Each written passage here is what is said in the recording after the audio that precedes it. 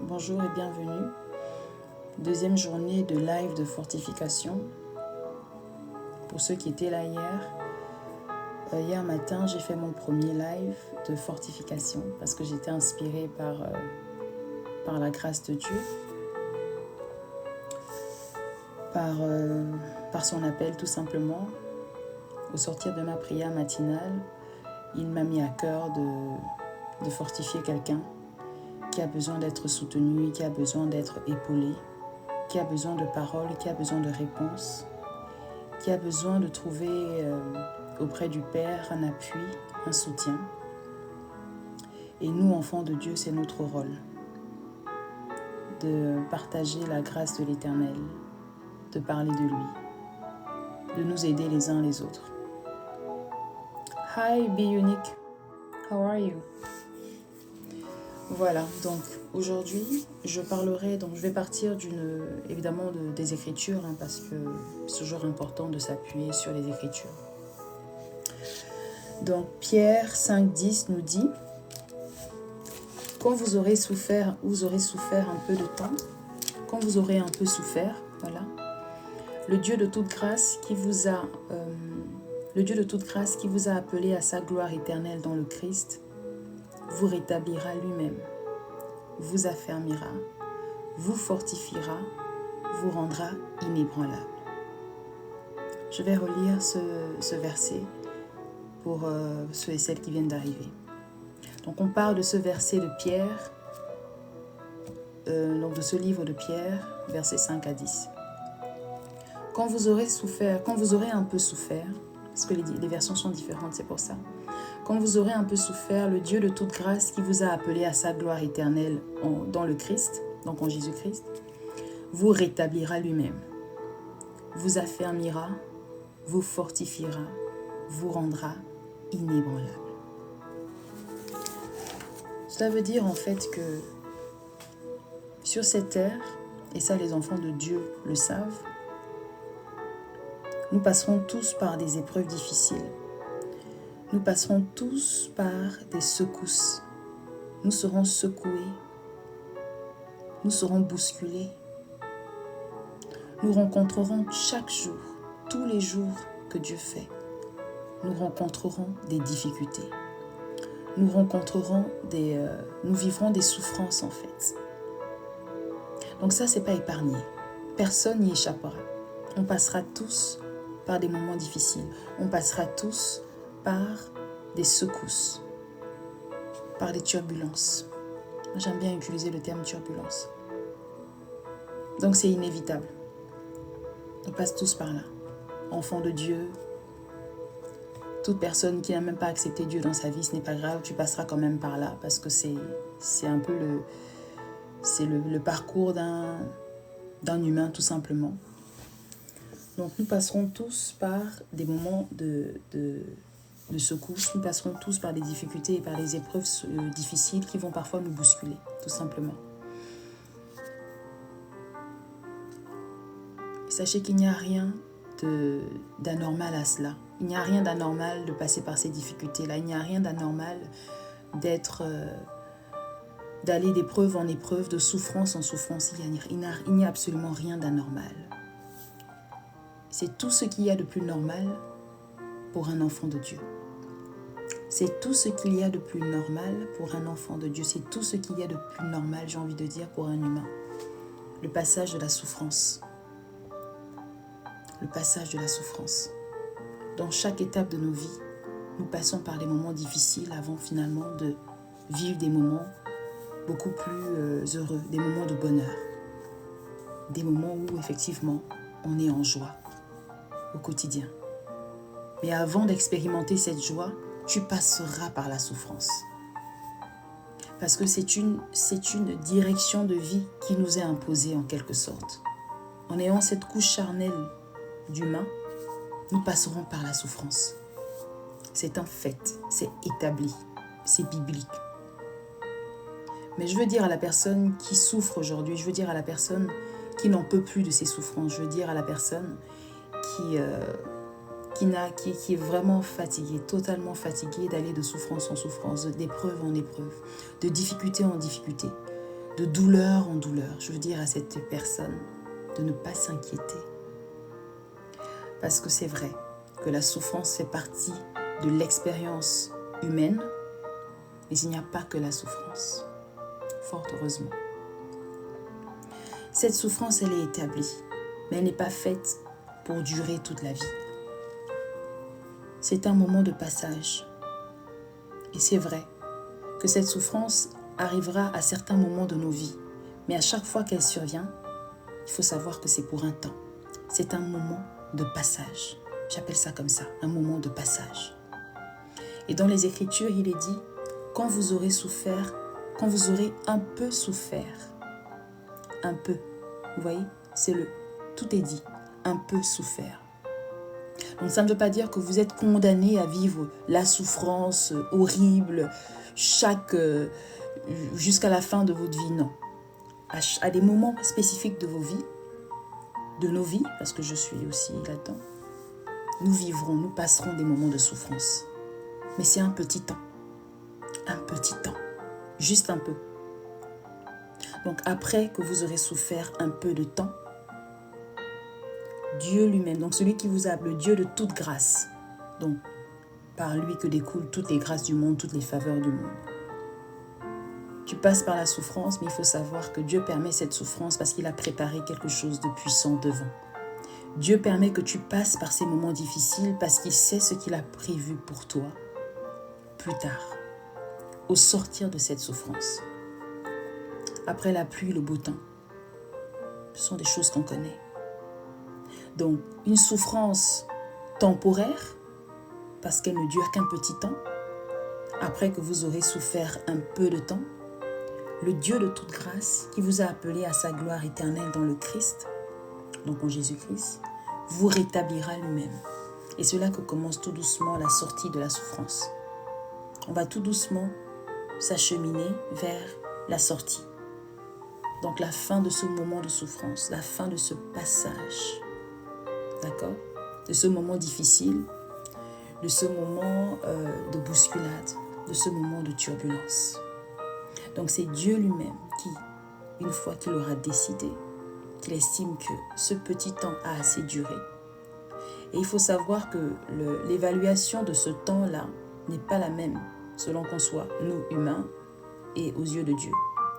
Aux yeux de Dieu, le petit temps, ça peut être 10 ans. Hein? Ça peut être 10 ans. Le peu de temps, ça peut être 1 an, ça peut être 5 ans. Ça peut même parfois être 20 ans. Et puis il y a un jour, la porte de sortie apparaît. Donc, ce même Dieu décide de nous sortir de la souffrance. Donc, c'est lui qui nous rétablit. Donc, il vous rétablira. Dieu lui-même vous rétablira. Il vous affermira. Il vous fortifiera. Et le plus important, c'est qu'il nous rendra inébranlables. Inébranlables. Qu'est-ce que ça veut dire? Je vous ai décrit le passage de la souffrance, ce passage-là vers la souffrance, parce qu'il y a des moments précis de souffrance dans ce monde, dans cette vie. L'expérience humaine que nous faisons nous amène à vivre des moments de souffrance. Ces moments, ces passages ne durent jamais vraiment toute la vie. Hein. Ce sont des temps, ce sont des moments bien spécifiques. Nous sommes dans un nouveau mois, nous sommes au mois de juin. Peut-être qu'au mois de mai, vous avez vécu une petite souffrance. Et que le mois de juin est votre porte de sortie. Le mois de juin est enfin le souffle que vous attendiez. C'est le petit répit comme ça qui est venu remplacer le passage de cette souffrance. Le moment de souffrance que vous avez vécu au mois de mai. Ce mois de juin est aujourd'hui, en tout cas dans votre expérience personnelle, symbolise pour vous le moment de répit. Ah, enfin je respire. Enfin je peux à nouveau sourire. Je peux à nouveau sortir, je peux à nouveau marcher. Pour une personne qui était par exemple hospitalisée depuis 2 mois, 3 mois, le mois de juin signe la fin de l'hospitalisation pour cette personne. Le mois de juin, cette personne reçoit enfin l'autorisation de sortie parce que son état lui permet justement de pouvoir sortir de l'hôpital. Le mois de juin, c'est le mois où les médecins signent sa décharge, signent sa sortie, en disant, écoutez monsieur, votre santé s'est nettement améliorée. Vous pouvez continuer votre convalescence chez vous. C'est toujours beaucoup plus agréable, évidemment, d'être à la maison, bien qu'en continuant de prendre des médicaments ou d'être toujours en médication. Et donc, ce mois de juin est la porte de sortie pour cette personne qui a vécu la dure, d'accord, ces derniers mois, les mois passés. Peut-être que ce mois de juin, Dieu a justement commencé son travail de rétablissement. Dieu a commencé à vous affermir. Dieu a commencé à vous fortifier. Il a commencé à fortifier une personne qui a longtemps souffert. Cette personne est en train de vivre tout doucement la sortie de son état de souffrance. Cette personne est en train enfin de voir cette lumière au bout du tunnel.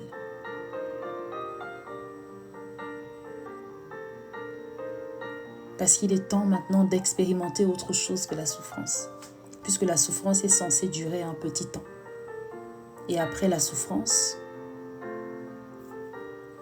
le moment de sourire, le moment de guérison, le moment de rétablissement. Donc il vous dit, il vous rétablira, il vous affermira, il vous fortifiera. Le verset n'est pas terminé. Pourquoi la souffrance, pour revenir à ça? Parce que c'est le thème que j'ai reçu ce matin en priant. Pourquoi la souffrance? Pourquoi toujours subir ces bousculades? Pourquoi les choses ne peuvent pas être simplement calmes, que tout aille pour le mieux dans le meilleur des mondes? Eh bien parce que nous ne sommes pas dans le meilleur des mondes. Nous sommes dans le monde des humains. Nous sommes sur Terre et la vie sur Terre n'est pas censée être de tout repos, j'ai envie de vous dire. Mais c'est seulement parce que vous l'aurez intégré et que vous aurez compris en fait comment ce monde fonctionne et que surtout vous serez rattaché à celui qui est au contrôle de ce monde, que vous trouverez la paix. Et trouver la paix ne veut pas dire ne plus passer par des moments de souffrance, non. Trouver la paix, c'est rester en paix malgré les moments de souffrance. Malgré la souffrance que vous vivez, vous êtes en paix. C'est ça faire l'expérience véritable de la souffrance, de la paix, pardon. C'est que cette souffrance que vous vivez, cette attaque dans laquelle vous êtes, cette oppression, cette persécution que vous subissez constamment, d'accord? Vous la vivez de façon sereine, sans paniquer. Vous savez que c'est pour un temps, c'est un passage. Vous savez quand dans un train, on va passer par un tunnel par exemple. Donc on sort de la clarté du jour, on rentre dans un tunnel et donc ce tunnel il est un tout petit peu long, d'accord? Certains qui sont peut-être, je ne sais pas, claustrophobes ou qui n'aiment pas se sentir sous un tunnel, seront peut-être en stress, seront en panique, se sentiront pas bien. Et donc, ils vont vivre cette traversée du train dans le tunnel de façon très agitée. Ils seront en panique. Ils savent que c'est un passage, c'est un petit temps, mais ils sont quand même en panique parce qu'ils n'aiment pas la sensation que ça leur procure. Ils n'aiment pas le sentiment de passer sous terre, en fait. Voilà, c'est ça. Donc, ils vont vivre cette traversée en toute agitation. Ils vont très mal la vivre, en fait. Et puis, il y a d'autres qui vivront cette traversée très calmement. Ça ne veut pas dire qu'ils sont à l'aise de passer sous un tunnel, non. Mais ils savent que c'est un passage rapide, c'est un petit temps. Et vous verrez certains sortir un livre, voilà, certains écoutent de la musique et tout. Le temps de sortir du tunnel. La logique est totalement la même. Tu peux vivre cette difficulté que tu traverses actuellement dans une paix incroyable.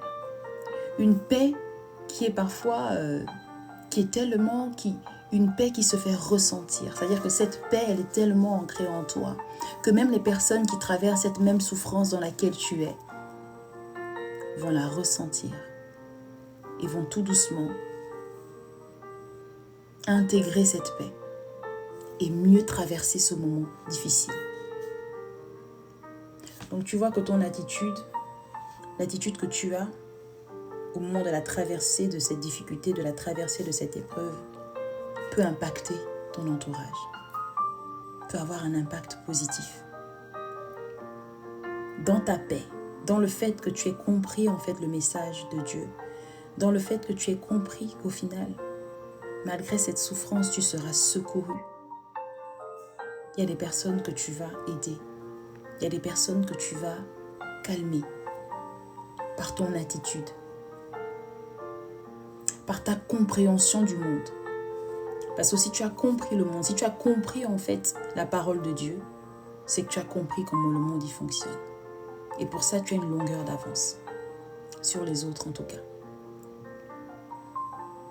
Donc, cette traversée, ce moment difficile,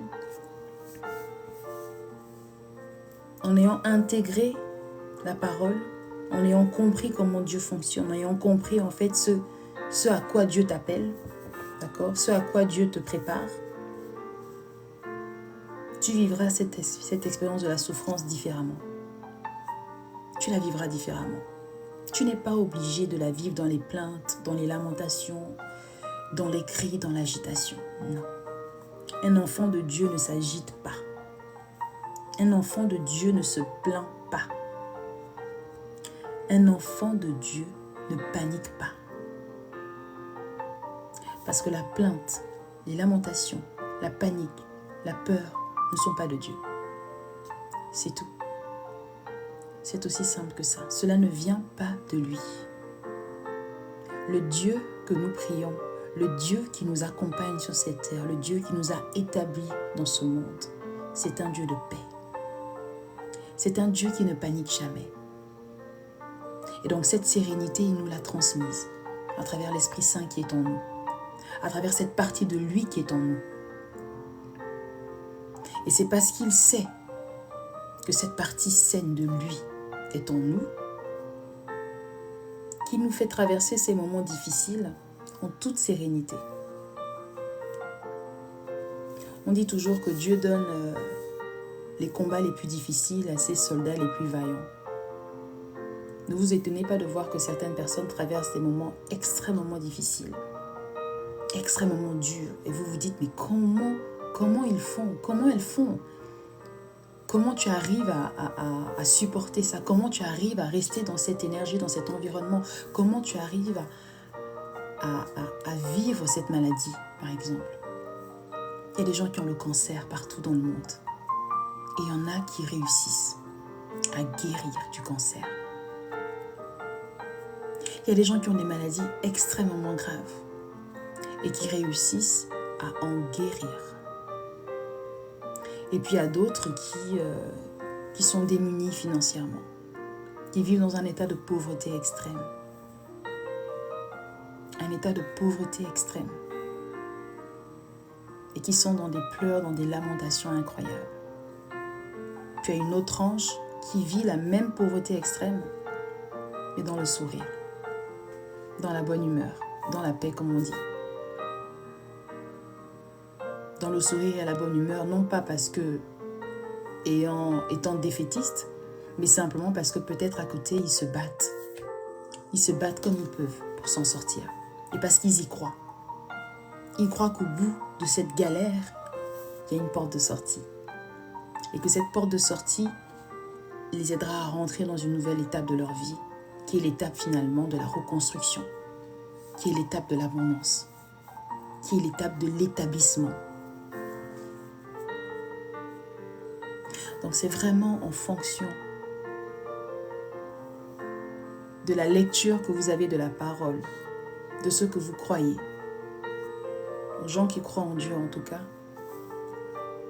c'est en fonction de cette connaissance, la connaissance de la parole, la connaissance du rôle, de la grâce de Dieu dans nos vies, que nous arrivons à traverser ces moments de turbulence, à traverser ces difficultés, à vivre ces souffrances en toute quiétude, c'est-à-dire en toute sérénité. Moi, c'est un mot que j'adore, la sérénité. Quand je prononce ce mot, en général, quand je suis dans des moments difficiles, je prononce ce mot, paix et sérénité. Et je reçois cette paix et cette sérénité. Je reçois la paix et la sérénité parce que je sais que de toute façon, ma panique ne m'aidera pas. Elle me fera basculer en fait. Elle me fera empirer la situation. Mais quand je dis paix et sérénité, c'est parce que je me rappelle que Dieu a ce pouvoir de ramener la paix dans toutes les cellules de mon corps. Parce que quand vous paniquez, ce n'est pas juste à un seul endroit. Tout votre corps est emporté. Et si la tête et l'esprit paniquent, le corps suivra. Tous les membres suivront en tout cas. Donc, dans la vie sur cette terre, l'épreuve est nécessaire. L'épreuve précède la récolte. Après l'épreuve, on reçoit. On reçoit. Alors pourquoi ne pas passer cette épreuve en toute quiétude? Pourquoi ne pas vivre cette difficulté dans laquelle tu es dans la paix? Dans la paix. Pourquoi ne pas en fait poser ton regard sur Dieu, sur la parole, sur ce qu'il a dit? Parce que sa parole te fortifie, sa parole te raffermit, sa parole te rétablit, sa parole t'affermit. Voilà, c'est affermir. Pourquoi ne pas regarder de ce côté plutôt que du côté de ce qui te stresse, plutôt que du côté de ce qui te fait souffrir, plutôt que du côté de cette difficulté, de cette épreuve que tu vis actuellement? Ne regarde pas cette épreuve. Rappelle-toi juste une chose, c'est qu'il est là pour ton bien. Dieu est là pour toi. Il n'a que de bons projets pour toi. Il a des plans de bonheur pour toi et non de malheur. Des plans de te donner un avenir et de l'espérance. C'est lui qui l'a dit. Et ce qu'il dit fait autorité. Ce que les hommes disent, ce que nous disons, peut parfois contenir des mensonges, des imperfections. Parce que nous sommes issus, nous sommes faits de cette couche charnelle. Mais ce qui vient d'en haut, a une transcendance incroyable. Et cette transcendance est ce qui nous permet de tenir. Parce qu'on est bien conscient que nous ne sommes pas au contrôle des choses sur cette terre. Nous ne sommes pas au contrôle. Peu importe les tentatives de nous faire croire que nous maîtrisons, nous ne maîtrisons rien. Nous ne maîtrisons rien. C'est pour cela, parce que si nous maîtrisions les choses, nous saurions faire face aux souffrances, c'est-à-dire que nous éviterions les souffrances. Mais c'est impossible, personne ne peut éviter ça. Impossible. Et donc, le plus important, c'est que vous compreniez le sens de cette souffrance, que vous compreniez que le regard est à détourner de la souffrance, mais plutôt à revenir à celui qui vous permet de garder l'espoir. L'espoir d'un avenir meilleur, l'espoir d'une porte de sortie, l'espoir du passage de cette souffrance. Après la souffrance, il y a forcément quelque chose de bien qui va arriver après. Il y aura forcément des meilleurs jours. Et c'est ça que vous devez garder en mémoire. Joseph, après avoir été trahi par ses frères, vous connaissez l'histoire. Joseph a tellement souffert. Il a tellement souffert. Mais regardez la fin de sa souffrance. Regardez ce qui arrive après la souffrance. Après ce qu'il a traversé. On comprend tout de suite en fait que cette souffrance était nécessaire pour qu'il protège sa famille. Cette même famille qu'il avait trahie. Cette même famille qu'il avait vendue. Cette même famille, quand je dis famille, ce sont ses frères, vous connaissez l'histoire. Cette même famille qui le jalousait, qui ne supportait pas l'aura qui se dégageait de lui. Cette même famille qui avait déjà vu en fait la grandeur de Joseph et qui ne supportait pas cette grandeur. Joseph a souffert dans sa chair, dans son âme. Joseph a tellement souffert. Mais après cette souffrance, regardez ce qui s'est passé. Il a été promu. On ne connaîtrait pas l'histoire de Joseph sous cet angle. On ne connaîtrait peut-être pas Joseph en fait, tout simplement. Il n'aurait pas marqué les esprits. Il ne serait pas aujourd'hui une référence dans la compréhension de l'expérience de la souffrance humaine. Il ne serait pas une référence quand on cherche à fortifier une personne dans ces moments difficiles. On ne le citerait pas. On citerait d'autres, mais on ne citerait pas Joseph.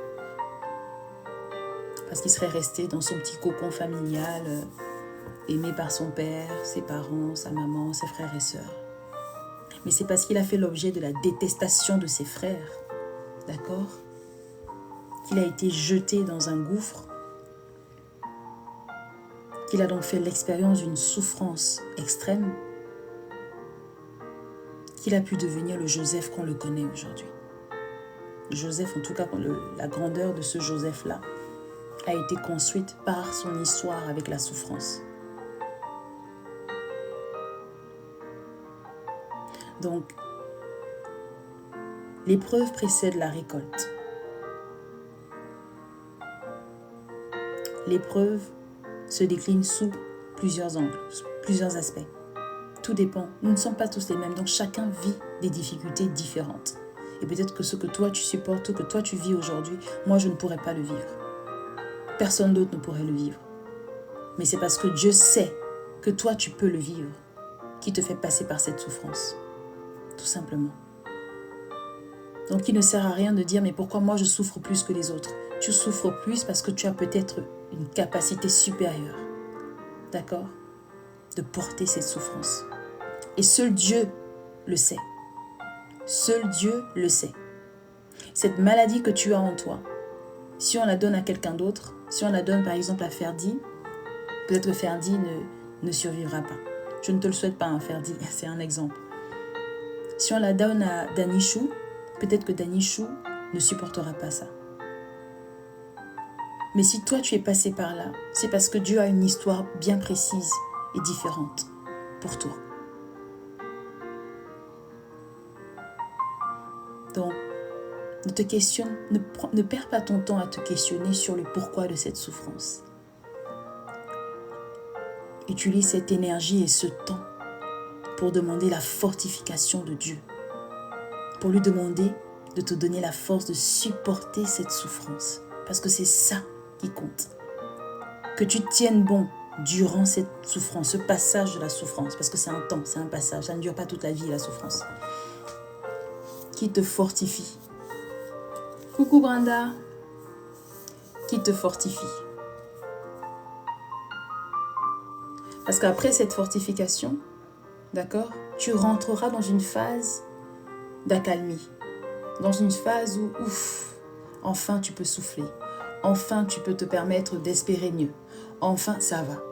Les choses ont l'air d'aller mieux. Mais pour un temps, encore une fois. Il te fortifie jusqu'à la prochaine souffrance. Parce que la vie, c'est ça. On ira de souffrance en souffrance. D'épreuve en épreuve. De difficulté en difficulté. Mais le plus important, c'est d'être préparé à porter ces difficultés. D'être préparé à vivre ces souffrances. Et ce que Dieu nous demande de faire, c'est d'être dans le calme, dans la paix, dans la sérénité, de vivre, Rappelez-vous un peu de l'image du train qui rentre en dessous le tunnel, d'accord? Quand tu passes le tunnel, là, on est là, c'est tout sombre. Il y a des gens qui ont peur de ça, des gens qui ne sont pas à l'aise de passer sous le tunnel. Mais le temps de passage sous le tunnel, tu es calme. Tu sais que c'est un temps. Dans quelques minutes, tu vas revoir la lumière du jour. Tu vas revenir, les rails du train vont revenir sur des bonnes... sur une clarté, quoi. Tu auras une meilleure vision, quoi. Ton champ de vision sera plus éclairé, il n'y aura plus l'obscurité autour de toi. Tu vas sortir du tunnel. Mais en faisant ce passage-là, tu es calme. Tu attends sereinement ta porte de sortie. Et la porte de sortie, c'est dans quelques minutes. Donc, durant ce temps de souffrance, Dieu veut que tu sois sereine. Vous savez, ce n'est pas juste des affirmations qu'on prend, voilà, la Bible a dit ça et on vient, on le dit. C'est parce que nous sommes passés par là. Et nous n'avons pas fini de passer par là. Nous n'avons pas fini en fait. Peut-être que pendant que je vous parle, je vis les pires drames de ma vie. Mais ça ne m'empêche pas de me lever et de déclarer que je suis un enfant de Dieu, que je suis protégée par lui. Et qu'il n'y a pas un seul jour qui passera sans que je ne me rappelle de la puissance de son nom, sans que je ne me rappelle qu'il a la solution à tout et pour tout. Et qu'il ne m'abandonnera jamais. Qu'il n'abandonnera jamais ses enfants. Rien que ce rappel-là me donne la force de continuer. Me donne la force de marcher. Me donne la force de me lever le lendemain, malgré l'épreuve, malgré le drame, malgré le traumatisme, de me lever et de continuer et d'espérer un avenir meilleur. Parce qu'il a d'office une porte de sortie pour moi. Et donc pour chacun d'entre nous, il n'est pas question de vivre dans les pleurs, dans la douleur, dans le mal-être. Il n'en est plus question. Si tu vivais comme ça depuis des mois, si tu vivais comme ça depuis des années, Dieu te demande de te rappeler de ce qu'il t'a promis. Il t'a promis la paix. La paix, c'est la plus grande force, c'est la plus grande richesse d'un humain. Les gens aujourd'hui parlent beaucoup de ça, ils disent, nous on cherche la paix. On cherche la paix, tout le monde cherche la paix. Parce qu'on se souvient, on se rappelle maintenant tous que finalement, c'est la chose, c'est le bien précieux qui nous a été légué. Voilà. Je vous donne la paix, je vous laisse la paix. Il n'a pas dit pour rien. C'était au moment où son fils partait. Jésus part, il remonte, il part, il a fini son travail. Et il le dit, je te donne la paix, je te laisse la paix. Pourquoi en partant, il parle de paix? Parce qu'au final, la paix, c'est le dernier rempart de l'homme. Quand on quittera la vie sur cette terre, on repartira sous terre. On repartira sous terre. Et on souhaite tous repartir. On dit, la phrase classique, c'est quoi? Repose en paix. Mais cette paix ne doit pas commencer sous terre. Hein? La paix ne peut pas commencer sous terre. La paix commence sur terre et se poursuit sous terre. D'accord? Donc c'est ça. La paix de Dieu dans toutes les épreuves que nous vivons au quotidien. La paix de Dieu. Malgré la souffrance, la paix de Dieu est présente. Tout ce qu'il veut, c'est qu'on lui fasse confiance, malgré les secousses. Parce qu'en fait, vous savez, je pense que Dieu évalue souvent la fidélité de ses enfants devant les épreuves, justement. Et c'est peut-être pour ça qu'on est sans cesse éprouvé. Qu'on est sans cesse éprouvé. Devant les épreuves. Pour ceux qui connaissent un peu l'histoire de Job, Job qui était vraiment, j'ai envie de dire, l'élève parfait de Dieu, hein, qui l'aimait tendrement et qui le suivait, qui lui était fidèle. Et puis, bon, à un moment donné, le diable est venu un peu titiller Dieu, hein, et lui dire, écoute, ton type là, Job, oui, c'est bien beau, il est ton enfant fidèle, c'est mignon, mais c'est normal, il a tout ce qu'il veut. Tu lui as donné tout ce qu'il veut. Il a absolument tout, il a des richesses, il a une famille, il y a une situation. Enfin, c'est normal qu'il ne t'aimerait pas après tout ça. Retire-lui tout ça et tu verras. Et tu verras qu'il ne sera plus vraiment fidèle. Hein. Et donc Dieu a testé la fidélité de Job en lui retirant absolument tout. En lui reprenant sa famille, en lui prenant ses biens, ses terres, sa richesse, son abondance. Job est allé de malheur en malheur, de malheur en malheur. Et vous savez, parfois les gens font une interprétation de Job en disant que ben voilà, Job a vraiment, il a tenu bon, il a été Il est resté fidèle à Dieu, il ne sait pas, comment dire, sa foi n'a pas bougé en fait, sa foi n'a pas frémi, voilà. Mais quand on lit bien le livre de Job, on se rend bien compte que Job se plaint. Hein. Job vit cette souffrance, d'accord? Il vit cet état de paupérisation parce que on lui a tout retiré. On lui a retiré ses enfants, on lui a retiré ses richesses et même quasiment la santé, d'accord? Donc il était malade, il était sans cesse malade, il était là au chevet de son lit à se plaindre en disant « Oh mon Dieu, mais pourquoi ci, pourquoi ça ?» Il se plaignait, Job. Hein. Parce que souvent les gens prennent l'exemple de Job en disant « C'était vraiment l'homme fidèle, il était fidèle. » Mais dans sa fidélité, il se plaignait quand même un tout petit peu. Hein. Il se plaignait quand même un peu. Certes, il se plaignait. Et nous les humains, nous nous plaignons. Bien que ça ne soit pas recommandé.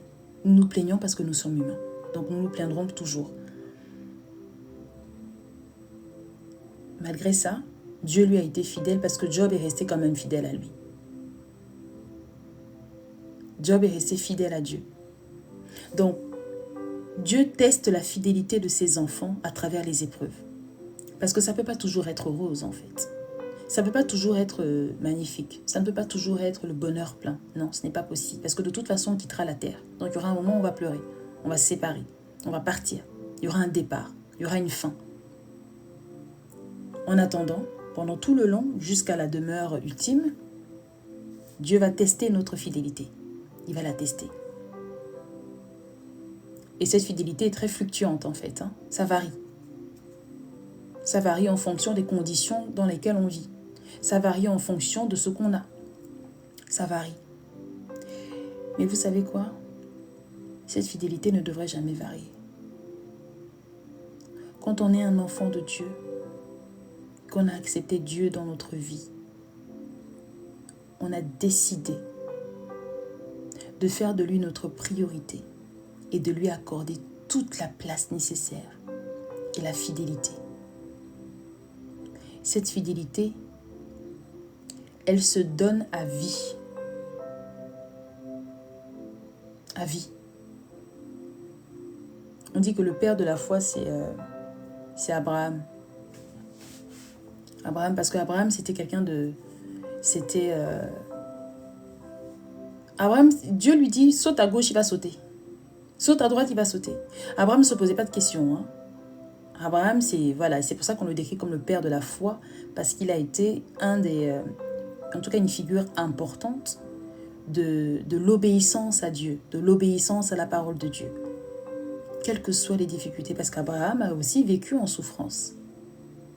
Il a vécu en souffrance avec sa compagne, avec sa femme, Sarah. Vous connaissez l'histoire, je ne vais pas tout la refaire. Il voulait un enfant avec sa femme. Il voulait une descendance. Mais il n'y arrivait pas pendant des années. Il n'a pas du tout, comment dire, il n'a pas reculé dans sa foi, voilà. Sa foi n'a pas du tout été ébranlée. À la limite, c'est sa femme qui a douté de Dieu. Mais Abraham n'a jamais douté de la promesse d'un enfant, la promesse que Dieu avait faite. Donc, dans sa souffrance, il a gardé espoir. Alors, ce qui est même intéressant avec Abraham, c'est qu'au moins Dieu lui a dit « Ne t'inquiète pas, tu auras ça ». Nous, ici sur terre, là, parfois, il ne nous dit rien. Dieu ne nous dit rien. Hein. Ça dépend des gens. Parfois, tu souffres, tu vis ce moment de souffrance, tu poses 10 000 questions à Dieu, il ne te répond pas. Mais le silence est une réponse. Parce que le silence ne veut pas toujours dire qu'il n'y aura pas d'aide, qu'il n'y aura pas de soutien, qu'il n'y aura pas une porte de sortie. Le silence est le regard de Dieu sur ta vie, sur ta situation et surtout sur ton comportement. Et enfin sur ta fidélité. Il nous observe. Il regarde. Est-ce que École Palatine va aller jusqu'au bout? Est-ce qu'elle sait que si elle continue là, de prier comme ça, est-ce qu'elle sait que si elle continue de s'accrocher, d'espérer, elle obtiendra ce qu'elle demande? Mais nous les humains, notre réflexe, c'est de vouloir lâcher prise. Et c'est normal, nous sommes humains. Ça, ce sera toujours l'excuse céleste, j'ai envie de vous dire. Nous sommes humains, nous ne sommes pas des dieux. Nous sommes une partie de Dieu, mais nous ne sommes pas Dieu. Et donc forcément, on est fait de chair, on est fait d'imperfection, et donc on sera fragilisé. Et dans nos moments de fragilité, d'accord, on aura envie de lâcher prise. On aura envie de pleurer, on aura envie de se plaindre. Parce que ça, c'est le travail, hein. Le champion de la plainte, c'est l'humain. On aura envie de faire ça. Mais c'est pour cela qu'il est important de revenir à la parole, de revenir aux promesses de Dieu, de revenir à notre nature, la nature d'enfant de Dieu. Un enfant de Dieu n'est pas comme les autres. Un enfant de Dieu ne fait pas comme les autres. Là où il n'y a plus d'espoir, l'enfant de Dieu est lui rempli d'espoir. Là où on n'y croit plus, l'enfant de Dieu, lui, est rempli d'espérance. C'est ça un enfant de Dieu. Les problèmes que vous traversez en ce moment, les attaques que vous subissez, d'accord? Vous subissez peut-être des attaques dans vos finances, vous êtes en faillite, votre business ne prend pas, il y a pas d'entrée, il n'y a pas de recette, il n'y a rien. Enfin, c'est vraiment le désert plat. Et donc, vous êtes dans dans une situation, dans un moment de fragilité financière. Et donc là, vous faites l'expérience de la galère. Vous vivez un tout petit peu la galère, quoi. C'est vraiment galère, en fait, en ce moment. Parce que la vie dans laquelle vous êtes en ce moment n'est pas du tout top, hein, sur le plan des finances. Et donc, au lieu de regarder la situation et de se dire que je n'ai rien, j'ai plus rien, je suis en faillite, je n'ai pas assez de moyens, je n'ai pas ci, je n'ai pas ça.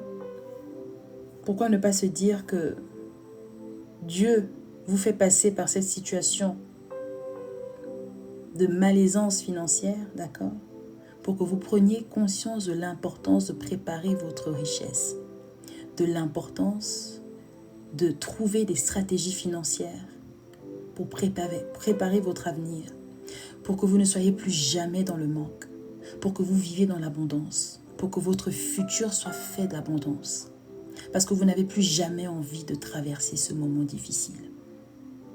Vous voulez vous mettre à l'abri du besoin, mettre également votre descendance à l'abri du besoin. Donc vous traversez, vous passez par ce tunnel, ce marasme financier, je dirais, pour qu'au sortir de là, vous ayez la stratégie nécessaire. Vous ayez la méthode financière qu'il faut pour ne plus jamais être en manque d'argent, pour ne plus jamais être en difficulté financière, pour ne plus jamais faire la même erreur qui a créé la faillite de votre société. Ça peut être ça aussi. Parce que dans tout ce qu'on vit, il y a un message, il y a un apprentissage, il y a un enseignement. Il y a un enseignement.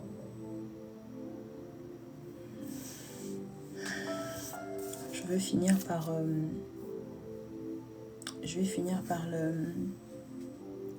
la fin de ce verset, parce que le verset n'est pas terminé. Donc je vais le relire. Quand vous aurez un peu souffert, donc c'est Pierre 5, 10 pour ceux qui viennent d'arriver. Quand vous aurez un peu souffert, le Dieu de toute grâce qui vous a appelé à sa gloire en Jésus-Christ, à sa gloire éternelle en Jésus-Christ, vous rétablira lui-même, vous affermira, vous fortifiera, vous rendra inébranlable. Le verset s'arrête là. Il vous rendra inébranlable. Donc là, on a la réponse au but de cette souffrance, au but de cette difficulté.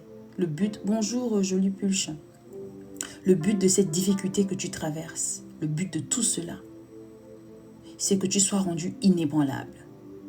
C'est que plus jamais on ne te secoue, que plus jamais on ne t'y reprend à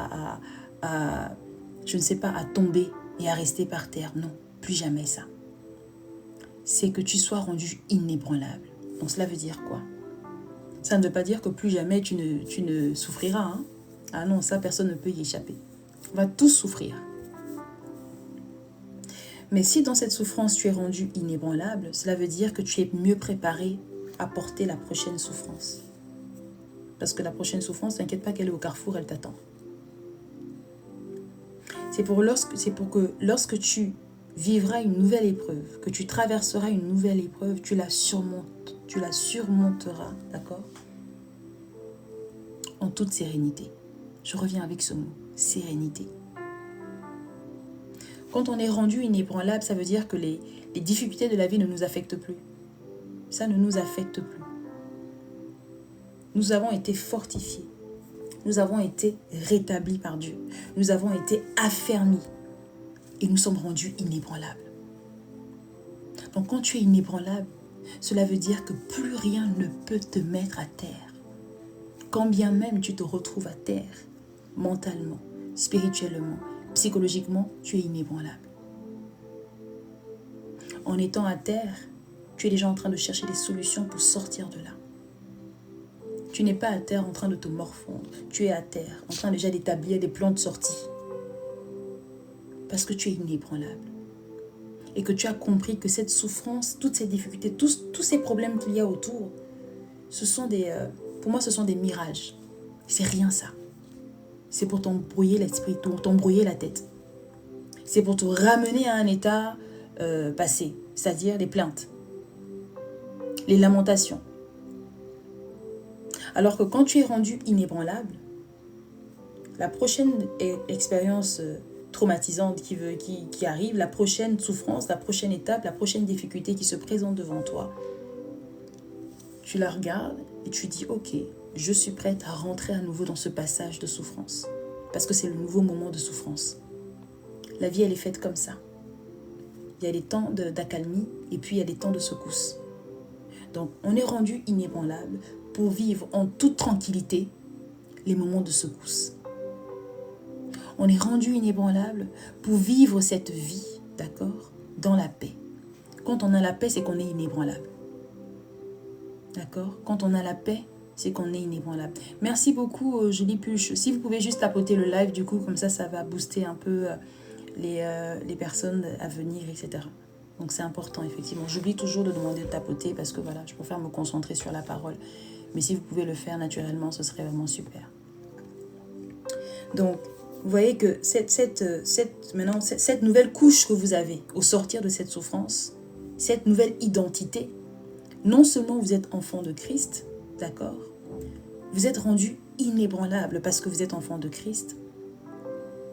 Et une des caractéristiques de l'enfant de Christ, c'est qu'il a reçu la paix de Dieu.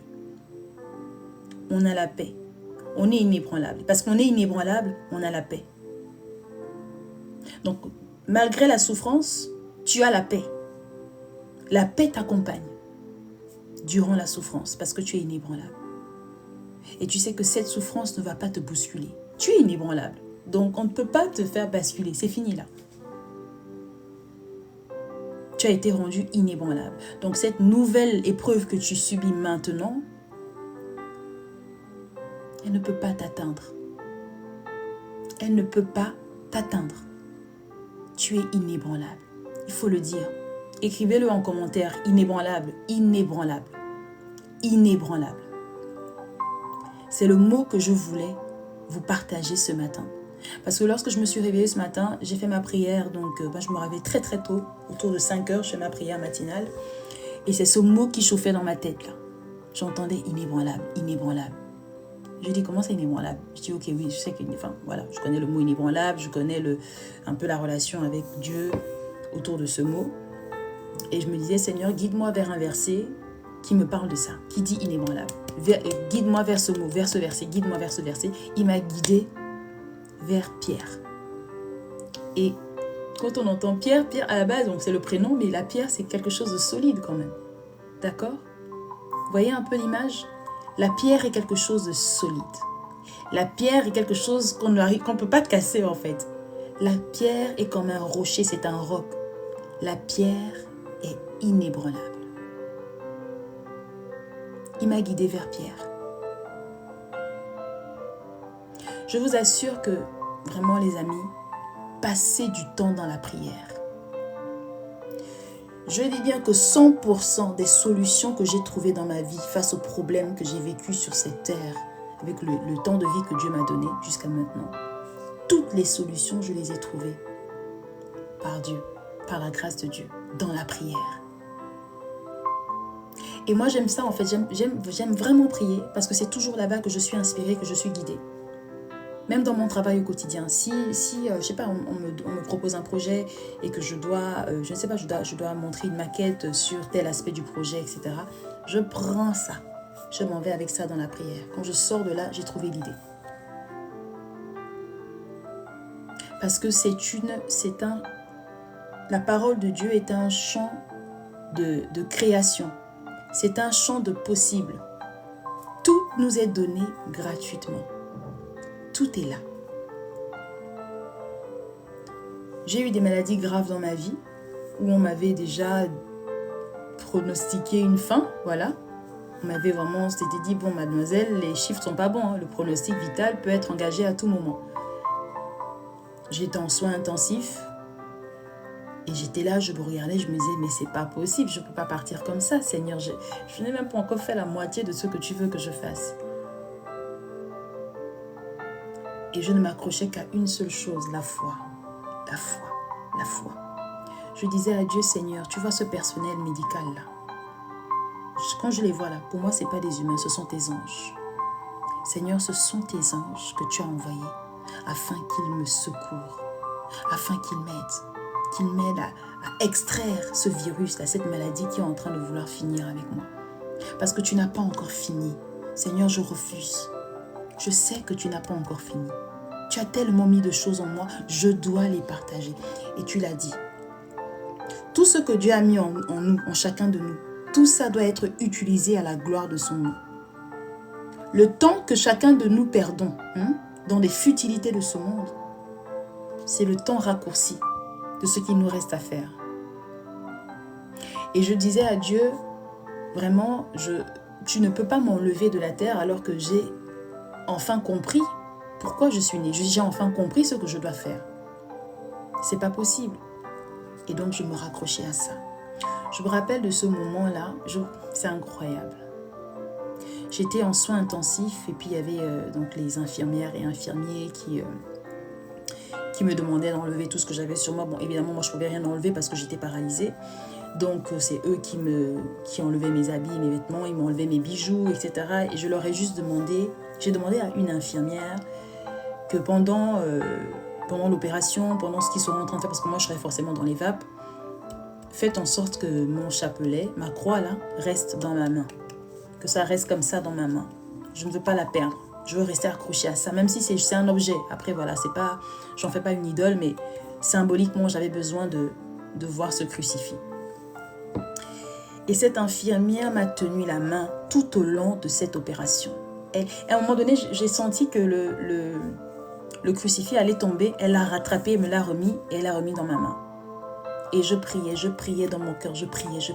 Je lui disais, tu n'as pas fini avec moi. Seigneur, je refuse, je boude, je suis ta fille. Tu es mon père, j'ai le droit de me fâcher avec toi. Donc je boude. Je ne veux rien entendre. Je veux qu'au sortir de là, on me dise que tout va bien. Parce qu'avec toi, tout va toujours bien. Je m'en fous de ce que je traverse maintenant. Je m'en fiche que mes jambes ne fonctionnent plus. Je m'en fiche de ça. Ce n'est pas mon problème. Tout ce qui m'importe, c'est que tu as des plans de bonheur pour moi et non de malheur. Des projets de me donner un avenir et de l'espérance. Seigneur, sors-moi de là.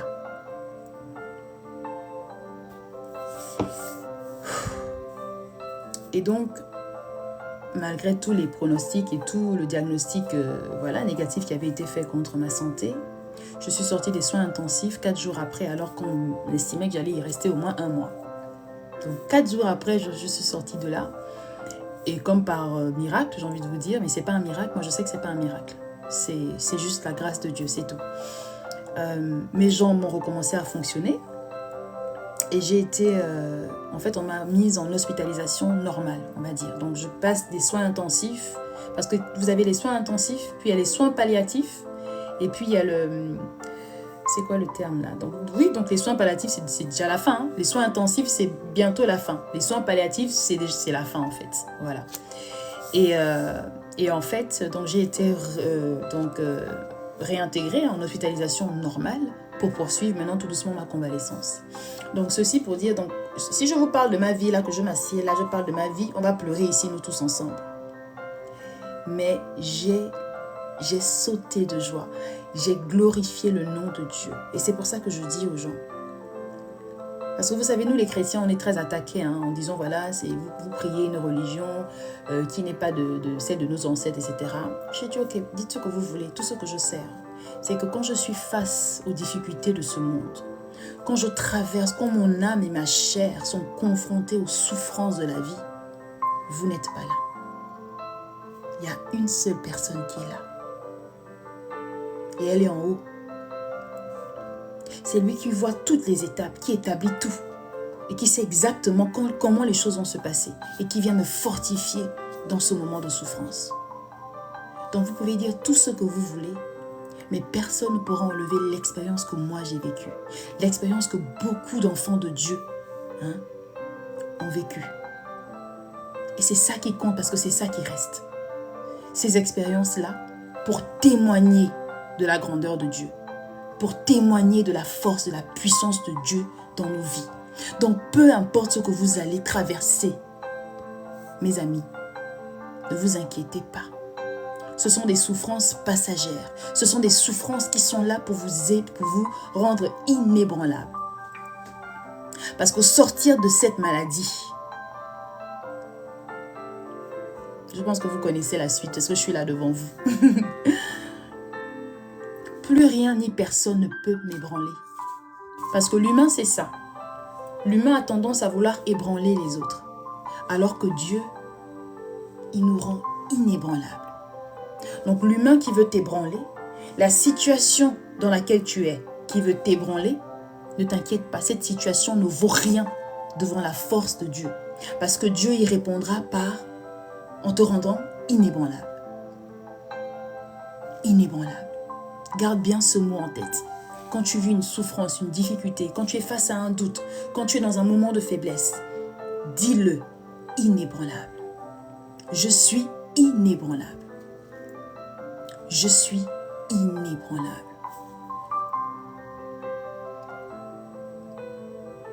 Donc, ce verset-là qui m'a été guidé par Dieu, parce que comme je vous l'ai dit ce matin, moi quand je fais ce genre de live, pour la petite histoire, c'est mon deuxième live de connexion. J'appelle ça un live de fortification en fait. Live de fortification. Je ne vais pas dire prédication et autres.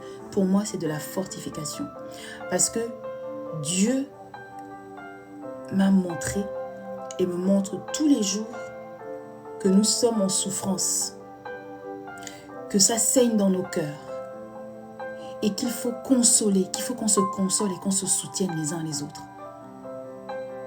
Dans ce monde, nous ne pouvons pas être en paix. La paix, là, il nous l'a mise, mais le but de ce monde, c'est de bousculer notre paix.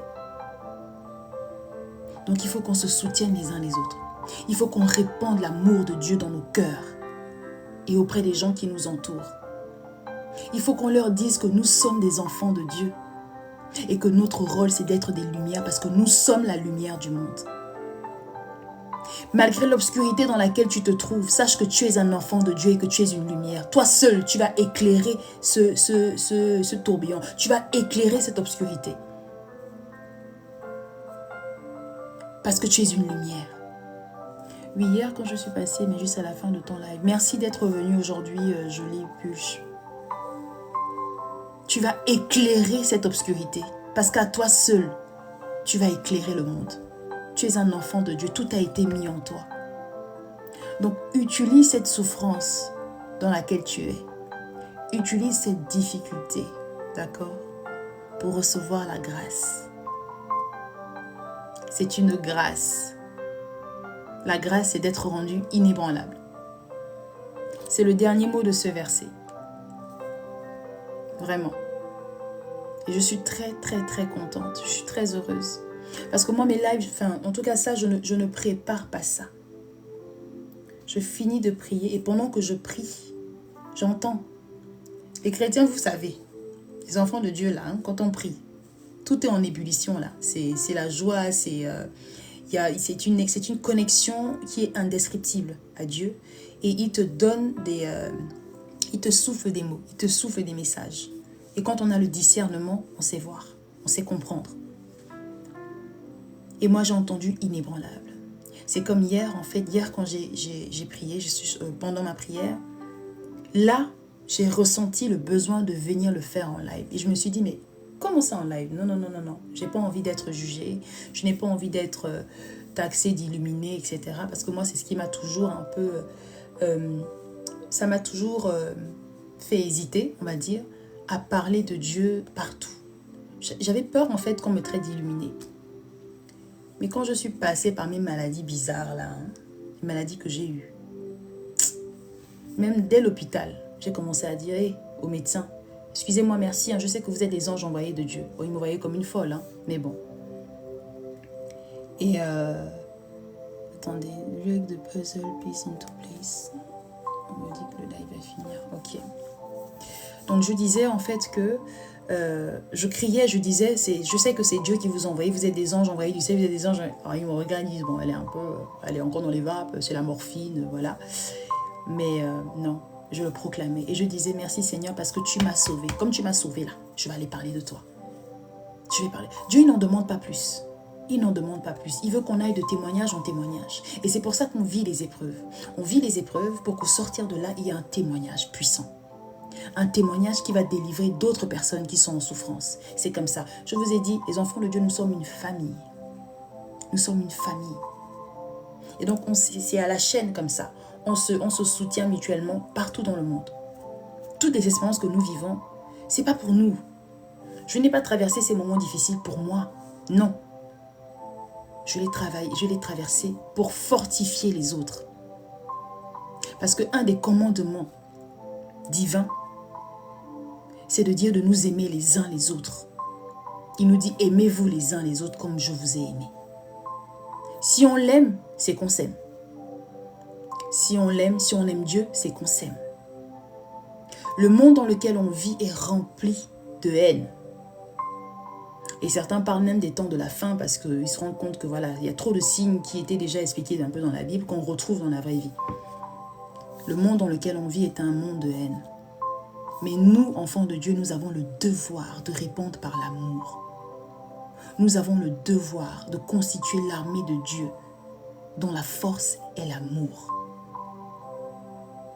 Donc ce témoignage que tu portes à travers la souffrance que tu vis actuellement, ce témoignage, une fois que tu en auras parlé, quand tu l'auras partagé, c'est un geste d'amour que tu fais parce que tu délivres une personne qui vit la même chose que toi. Parce que tu parles à quelqu'un qui est déjà au bord de l'abandon, qui veut tout laisser tomber. Tu parles à cette personne-là et tu lui dis de ne pas lâcher parce que toi, tu as supporté. Toi, tu as été secouru. Et si Dieu secourt une personne, c'est qu'il peut secourir tout le monde. Et c'est ça le message avec lui. Il n'y a rien qui est impossible à sa gloire. Il n'y a rien qui est impossible à lui. Donc, cette petite difficulté que tu vis, elle est peut-être grande pour toi, mais elle n'est pas grande pour Dieu. C'est une petite difficulté. Ça ne représente rien pour lui.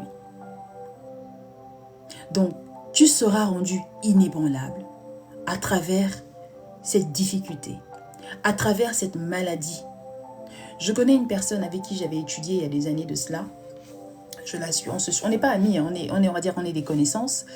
Et on se suit sur Facebook notamment. Et j'ai découvert qu'elle avait le cancer. J'étais très, très, très triste. Très triste pour elle. Je ne savais pas quoi faire. Je ne savais pas quoi faire. Donc j'ai commencé à prier. Je me suis mise à prier pour elle. Et en fait, quand j'ai un peu écouté son histoire, parce que du coup, elle partageait ça, et je trouve ça très bien, elle partageait en fait son combat, parce qu'elle était encore dans la bataille du cancer. Elle nous montrait des photos, des vidéos de ce qu'elle vivait, des différents traitements qui étaient adaptés, du type de cancer qu'elle avait, parce qu'elle estimait qu'elle avait le devoir d'expliquer ça aux autres pour que si quelqu'un a la même maladie qu'elle, que voilà, si son traitement à elle fonctionne très bien, pourquoi pas venir vers... Enfin voilà, vous voyez, donc c'était un devoir pour elle de prévention en quelque sorte, et d'aide. Et je me disais, et je suis allée lui écrire, je lui ai dit, écoute, je ne sais pas si ce que je vais te dire va t'aider, mais sache que tu seras un témoignage. Moi, je vais venir te chercher. Guéris bien vite, dépêche-toi de guérir parce que toi, tu es mon témoignage là. Je vais te prendre en tant que témoignage vivant de ce que tu as traversé. Parce que tu vas t'en sortir. Et elle m'a répondu, merci, mais bon, je ne sais pas si je vais m'en sortir. J'ai dit, tu vas t'en sortir. Tu vas t'en sortir et moi, j'ai besoin de ton témoignage. J'ai besoin de ton témoignage sur ma plateforme. Je ne sais pas ce que tu traverses. Ça fait des années qu'on ne s'est plus jamais parlé. Mais je viens vers toi parce que je sais que ça, là, ce que tu vis là, c'est pas pour toi. C'est pour nous. Et je t'attends. Dépêche-toi de guérir. Il faut savoir que c'est une fille qui venait pourtant d'accoucher. Hein. Et donc elle avait un enfant quand même à bas âge. Elle était heureuse. Déjà, elle avait eu des difficultés d'enfantement pour commencer. Ensuite, donc elle a eu la grâce de l'enfantement. Et puis, elle a cette difficulté-là qui est arrivée. Je vous ai dit, Dieu, quand il bénit, il y a l'accompagnement de la souffrance qui va avec. Souffrance, bénédiction. Souffrance, bénédiction. Souffrance, répit.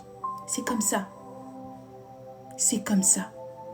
Quelqu'un disait que quand Dieu donne l'onction, il agresse. Il te donne l'onction et il t'agresse. Il a donné l'onction à Joseph et il a agressé. C'est pas agresser dans le sens qu'il lui a fait du mal. Non, c'est je te donne cette grâce, mais sache que pour l'obtenir, tu vas devoir passer par tous ces chemins périlleux. Il a donné l'onction à Joseph, la grandeur, la vision politique. D'accord? Mais pour ça, il a fallu que Joseph soit trahi par ses frères. Si Joseph n'avait pas été trahi, il n'aurait pas eu cette onction. Cette onction a été établie. La base, c'est l'onction qui est mise par Dieu. Donc la souffrance en soi, ce n'est rien. C'est juste, la souffrance est l'établissement de l'onction de Dieu. Voilà. L'onction qui a été prévue, l'onction qu'il a prévue pour toi, d'accord, doit se faire par l'établissement de cette souffrance. Et donc, il a accordé la grâce de l'enfantement à cette connaissance et en même temps, il lui a mis le cancer pour que son témoignage soit lourd, en fait. Moi, je l'ai vu comme ça. Je me suis dit, ah oui, enfin, mon Dieu, il est fort dans sa façon de faire les choses. Il a prévu ça pour que sortir de là, elle vienne non seulement, d'accord, non seulement fortifier les femmes qui ont du mal à enfanter, mais également les personnes atteintes de maladies graves, comme le cancer. Voilà sa double onction là.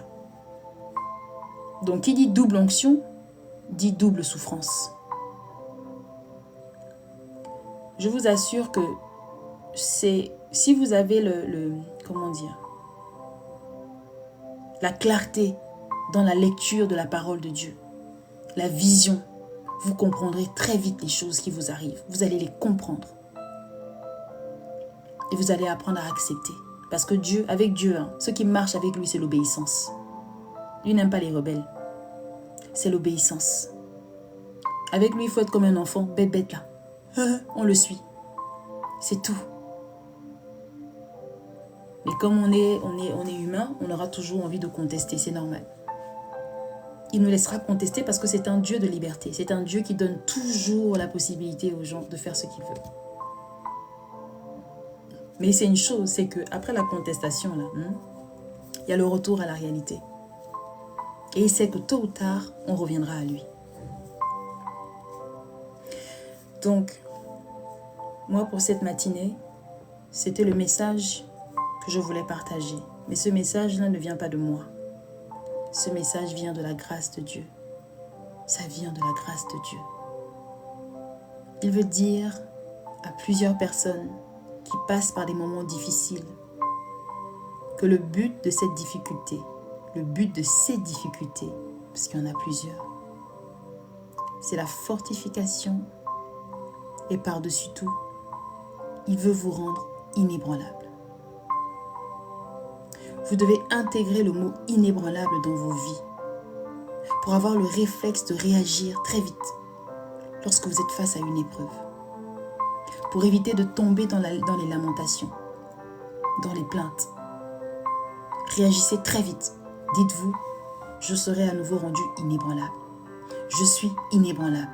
S'il me fait passer par cette épreuve, c'est pour me fortifier. C'est pour que je sois rendu inébranlable. Inébranlable. écrivez inébranlable. Allez partout et dites inébranlable. Quand on vous bouscule, inébranlable. On vous a trahi, inébranlable. En fait, inébranlable, c'est intouchable. Inébranlable, c'est intouchable. Nous sommes des intouchables. Voilà. Inébranlable, parce que nous sommes intouchables. Les enfants de Dieu sont intouchables. On dit souvent qu'il y a des personnes qui, quand tu les attaques, ta vie bascule. Ta vie bascule.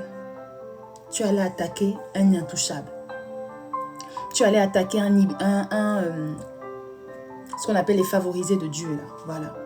Tu allais attaquer ça. Pourquoi tu t'es attaqué à un intouchable? Parce que l'intouchable, c'est intouchable, c'est-à-dire qu'on ne peut pas le toucher, on ne peut pas le bousculer, on ne peut pas le secouer, on ne peut pas l'ébranler. Par contre, si toi tu cherches à ébranler un intouchable, c'est toi qui seras bousculé. C'est comme dire, je ne sais pas, un espace, on dit voilà, ne pas toucher, danger. Si tu touches, danger. Toi, tu touches. Tu vas recevoir un choc électrique. La surface que tu as touchée ne va rien recevoir. Hein? Elle est protégée. Et toi, ta main, ton corps vont sentir la décharge électrique. Parce que tu as osé toucher à un espace interdit. Donc, soyez fortifiés. Moi, je pense que c'est la révélation que Dieu m'a faite. C'est ce qu'il me demande de faire pour vous. C'est de fortifier mes frères et sœurs en Christ. De les fortifier. Soyons fortifiés. Nous sommes des intouchables. Nous sommes des inébranlables. D'accord? Un intouchable ne peut pas paniquer devant les difficultés de la vie. Un intouchable ne peut pas avoir peur devant la souffrance de la vie.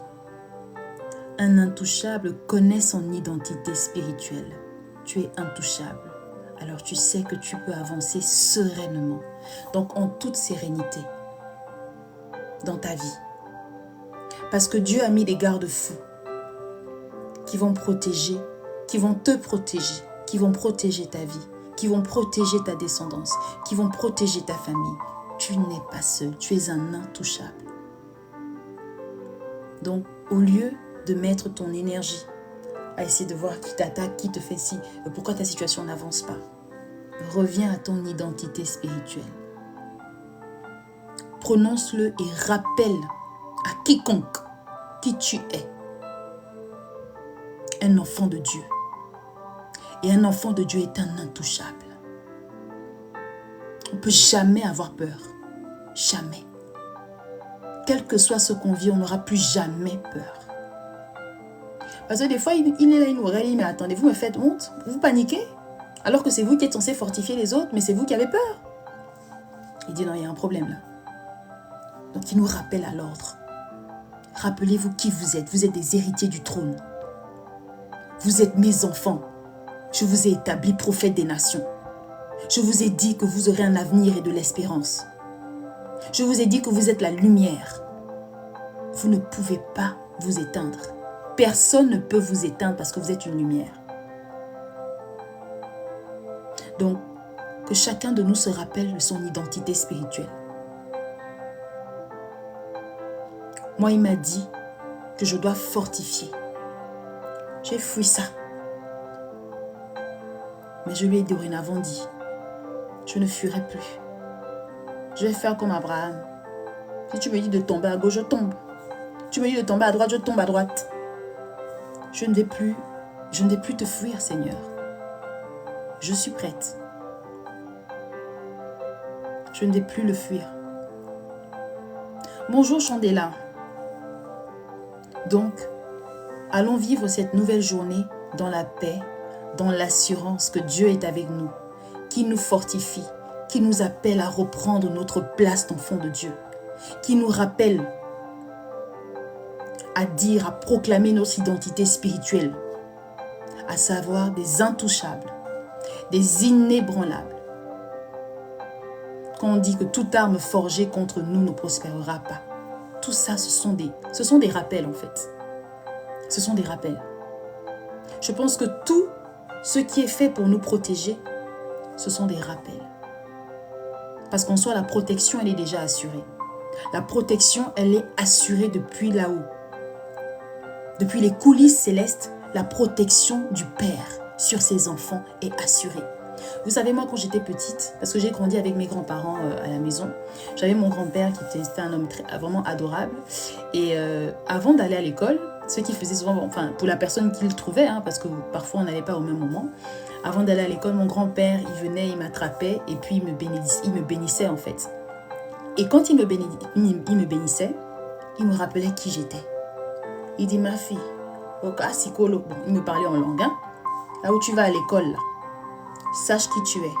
Tu es l'enfant de petite fille de Tu n'es pas tombé de nulle part.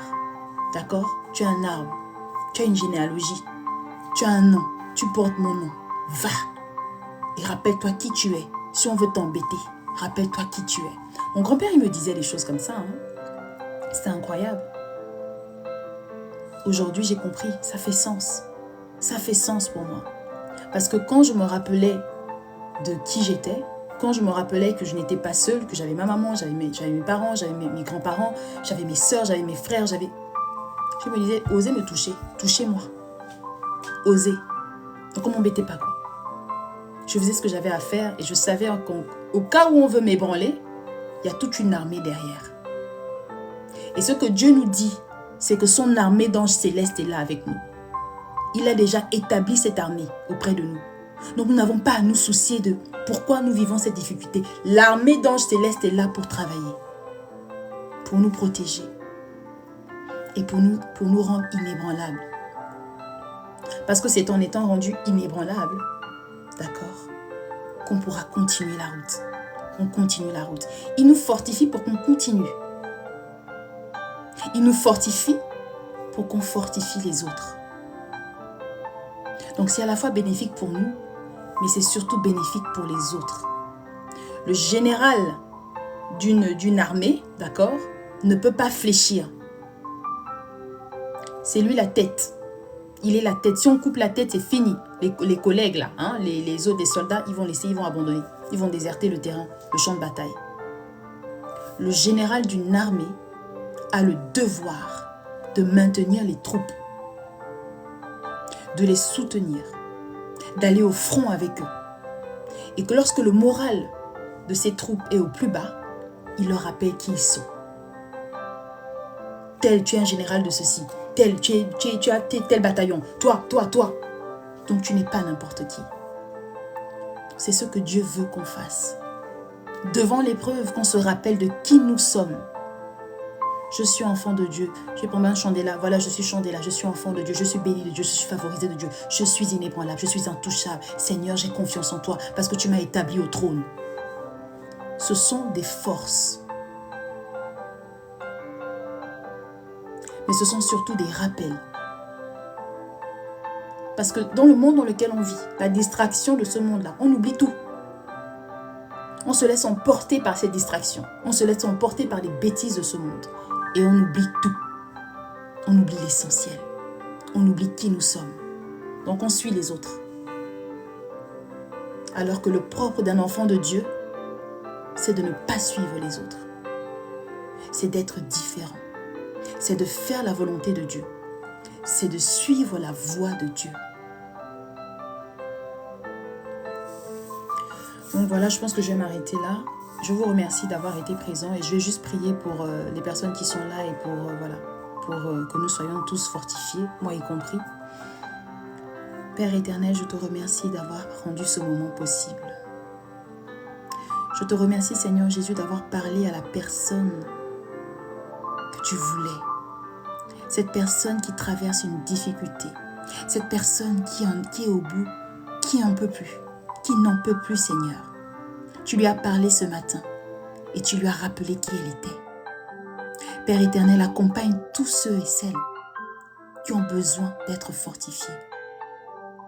afin que ce rappel de leur identité ne les quitte plus, afin que ce rappel de leur identité soit leur quotidien, que tous les matins, à chaque fois qu'ils se lèvent, qu'ils rappellent ton nom, qu'ils rappellent leur histoire, qu'ils rappellent leur titre d'enfant de Dieu, et qu'ils rappellent leur protection, la protection en tant qu'intouchable, la protection en tant qu'inébranlable.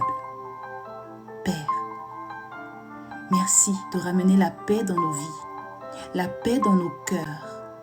Merci Père éternel de nous aider à garder la joie du Christ, malgré les difficultés que nous traversons. Père éternel, aide-nous à garder le regard sur ta grandeur, parce que tu es bien plus grand que ce que nous traversons, parce que tu es bien plus grand que nos épreuves, parce que tu es bien plus grand que nos souffrances. Père, merci. Merci Seigneur Jésus pour ce rappel puissant, pour ce rappel qui guérit l'âme, pour ce rappel qui nous remet sur les rails et qui nous conduit vers ta maison, Seigneur. Une maison remplie de paix, de joie, d'amour, de rire. Seigneur, merci. Bénis toutes ces personnes qui ont été présentes dans ce live de fortification. Seigneur, merci. Merci pour ce message pour eux. Merci pour ce message, Seigneur Jésus. Et sache que nous, tes enfants, nous sommes prêts. Nous sommes prêts à entendre ta parole. Nous sommes prêts à te suivre. Nous sommes prêts, Père éternel, à fortifier tous ceux qui en auront besoin. Parce que telle est notre mission en tant qu'enfants de Dieu. Béni sois-tu, Seigneur Jésus. Toi qui nous protèges en cette journée nouvelle. Nous, nos familles, nos proches. Partout où nous irons ici sur cette terre, en cette journée, Seigneur. Partout où nos pieds frôleront le sol, toucheront le sol, Père éternel. Les portes de bénédiction, de protection et de grâce s'établiront devant nous. Au nom puissant de Jésus-Christ. Amen. Voilà. Merci beaucoup pour les personnes qui ont été présentes. Merci. Je sais que mon passage sur cela avait été bénéfique. J'ai reçu. Amen. Merci à toi, jolie Pulche. Merci à toi. Et que ce message que tu as reçu t'accompagne. Pour que tu ne sois plus jamais ébranlé par qui que ce soit. Ou par quoi que ce soit. Parce que tu es une intouchable. Voilà. Merci encore à vous et je vous dis à demain. Parce qu'apparemment, Dieu veut que je fasse ça maintenant, quotidiennement. Et comme j'ai dit, je vais le suivre. Je ne vais plus me poser de questions. Donc, s'il y a quelqu'un ici dans ce live qui a aussi cette onction-là, cette onction de prédication, cette onction d'évangélisation, de chantre, n'attends plus. C'est le signe que tu attendais pour te lancer. Lance-toi. Ne fais pas comme moi qui ai repoussé ça depuis des années. Ne fais pas comme moi. Il est temps pour toi d'entendre l'appel de Dieu et d'y répondre. Surtout d'y répondre parce que l'appel, tu l'as déjà entendu à mon avis. Voilà. Merci encore à vous et que le Seigneur vous bénisse abondamment dans tous les domaines de vos vies. Qu'il vous bénisse. Que les portes de bénédiction ne soient jamais fermées. Qu'il y ait un flux de bénédiction. Et que ce flux de bénédiction-là ne cesse de couler dans tous les domaines de votre vie et dans vos familles également. Que vous soyez une bénédiction pour vos familles. Et que ces mêmes familles reçoivent la bénédiction et qu'ensemble vous soyez des forces de bénédiction pour le monde entier. Que Dieu vous bénisse et que Dieu vous fortifie. Toujours et à jamais. Amen. Bonne journée à tous. Je vais y aller. Bye bye et merci encore.